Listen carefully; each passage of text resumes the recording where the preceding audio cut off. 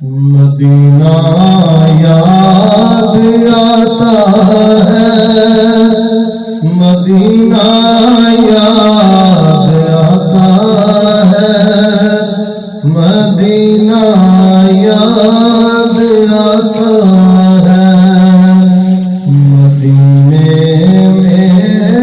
جو گزرا ہو زمانہ یاد آتا ہے، مدینہ یاد آتا ہے، مزار فاطمہ پہ کربلا والوں کی یاد آئی، مزار فاطمہ پہ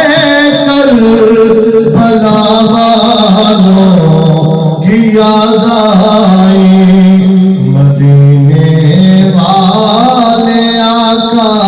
کا گھرانہ یاد آتا ہے، مدینہ یاد آتا ہے،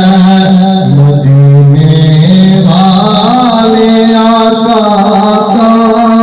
گھرانہ یاد آتا ہے، مدینہ یاد آتا ہے۔ اب ایسے کرن بولے ماں اجازت دیجیے مجھ کو، حضرت اویس کرنی رضی اللہ تعالیٰ عنہ خیر التابعین میں سے ہے، اور جن کے لیے حضرت مولا کائنات کرم اللہ وجہ الکریم اور حضرت فاروق اعظم رضی اللہ تعالیٰ عنہ کی حضور نے ڈیوٹی لگائی تھی، فرمایا تھا کہ میرے بعد تمہاری ان سے ملاقات ہوگی اور انہیں میری طرف سے یہ تحفہ بھی پیش کرنا جبہ مبارک، اور فرمایا کہ انہیں کہنا میری امت کی بخشش کی دعا مانگے۔ حضرت اویس وہ ہے تو شان کیا ہے، ماں کی اتنے خدمت گزار ہیں، ماں کی خدمت کی وجہ سے نبی علیہ السلام کی بارگاہ میں نہیں آ سکتے، اجازت لے کر آئے، لیکن 2 مرتبہ آئے مدینہ شریف میں،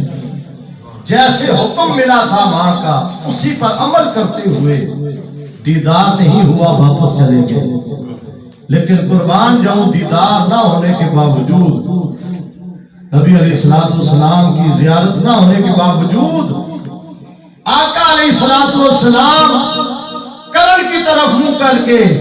فرماتے ہیں مجھے اس طرف سے اپنے یار کی خوشبو آتی ہے،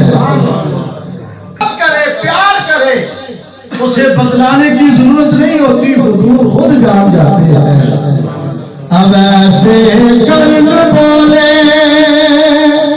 ماں اجازت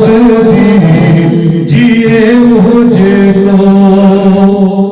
جدائی میں تڑپتا ہوں، مدینہ یاد آتا ہے، مدینہ یاد آتا ہے، مدینے میں جو گزرا وہ زمانہ یاد آتا ہے، مدینہ یاد آتا ہے۔ اللہ تعالیٰ آپ تشریف لائے، اللہ سب کا آنا اور سننا اپنی بارگاہ میں قبول فرمائے۔